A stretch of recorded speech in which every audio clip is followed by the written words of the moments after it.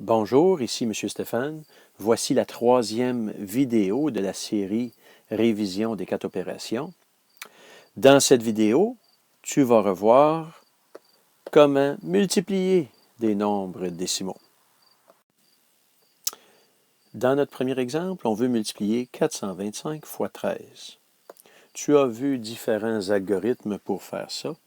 Un de ceux-là était de décomposer les nombres et de faire une espèce de boîte rectangulaire. C'est la méthode rectangulaire, ça. Tu te souviens, le 425 ici? On le défait à 400, 20 et puis 5. Le 13, lui, je le défais avec 10 et 3 unités. Et là, je multiplie chacun d'eux. Donc, 10 fois 400, ça fait 4000 ici. 10 fois 20, ça fait 200. 10 fois 5, ça fait 50. Je fais la même chose avec le 3. 3 fois 400, c'est 1200. Pour m'aider, tu remarques, 3 fois 4, ça fait 12. Puis j'ai ajouté 2 zéros. Tu vois ça? Je continue. 3 fois 20, ça fait 60. Et 3 fois 5, ça fait 15. Et tout ce que j'ai besoin de faire ensuite, c'est d'additionner ce qu'il y a dans le rectangle. Donc, 4000, plus 1200, plus 200, plus 60, plus 50, plus 15. Tu remarques que ne faut rien oublier. Puis tu remarques aussi que j'ai mis les unités ensemble, les dizaines, centaines et les milliers. C'est important, on en a parlé dans le premier vidéo, de bien aligner les valeurs de position. Et quand j'additionne le tout, tu vas voir que ça me donne 5525. La deuxième méthode, qu'on appelle l'algorithme traditionnel, je vais placer mes nombres comme ça. Et je vais commencer à multiplier avec le 3. Le 3 va multiplier tout le 425. OK? Donc, je fais 3 fois 5 qui donne 15. Puis je mets ma retenue dans la colonne des dizaines. 3 fois 2, 6 plus 1, 7. Et 3 fois 4, 12. Donc, tu remarques, j'ai fait 3 fois 5, 3 fois 2 et 3 fois 4. Et ça me donne un résultat. Je continue avec le 1. Le 1 aussi va multiplier le 425. La seule petite chose, c'est que remarque bien, ce 1-là, en fait, c'est 10. Il est dans la colonne des dizaines. Donc, quand je fais 1 fois 5, je suis en train de faire 10 fois 5. Et la réponse, c'est 50. Je dois placer mon 5 dans la colonne des dizaines, parce que c'est 50, ça. OK? Je pourrais placer un 0 ici. À la place de rien faire, je vais mettre un 0. Et puis ensuite, je vais continuer. 1 fois 2 qui me donne 2. Et 1 fois 4 qui donne 4. J'additionne tout ça. Ça donne 5 unités. Ça donne 2 dizaines. Je vais mettre une petite retenue dans la centaine.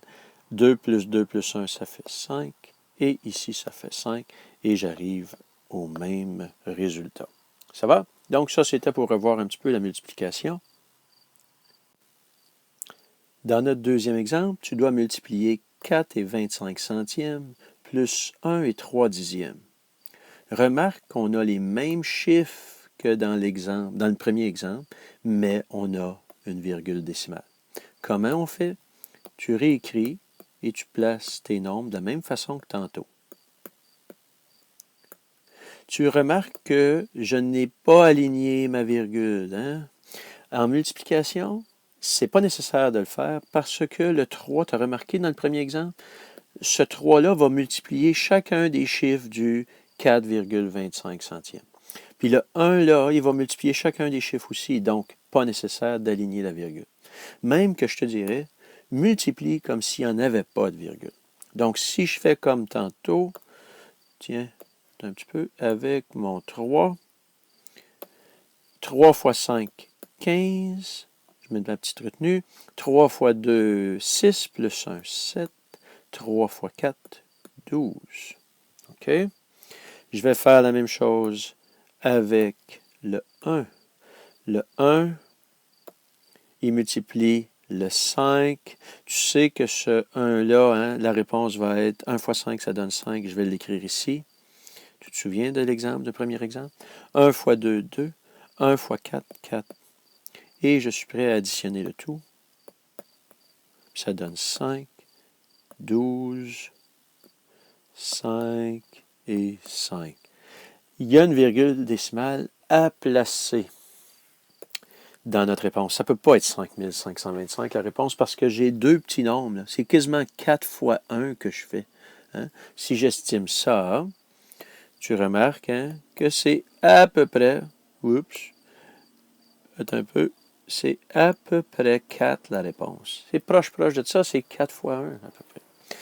Donc, ça, je peux mettre ça dans mon petit nuage, c'est mon estimé. Donc, c'est sûr que la réponse ne peut pas être 5525. Qu'est-ce que je fais? Tu comptes le nombre de places décimales qu'il y a dans chacun des nombres. Ici, j'ai un chiffre décimal, 2 chiffres décimales, 3 chiffres décimales. C'est ce que je vais compter là. 1, 2, 3 chiffres décimales. La virgule va aller ici. Je la place tout de suite et c'est fait. Ça, c'est ma réponse. Tu vois, la réponse 5,525 millièmes, c'est vrai que c'est proche de 4. Je t'explique un peu plus pour ceux qui veulent savoir pourquoi ça fonctionne, ce truc-là. C'est que, remarque bien, ici, j'avais des dixièmes que je multipliais avec un 5 centièmes. Bien, un 3 dixième fois des centièmes, ça donne des millièmes. Et le 5 qui est là, parce que 3 fois 5, ça fait 15, ce 5-là, c'était 5 millièmes. Donc, tu vois, millième, centième, dixième, mes virgules, je pourrais les placer là aussi. Puis tu vois, quand j'additionne, tout ça est bien aligné, les millièmes ensemble, centième, dixième et les unités. Et j'obtiens ma réponse. Donc, j'espère que ça t'aide. Pratique-toi. Bonne chance.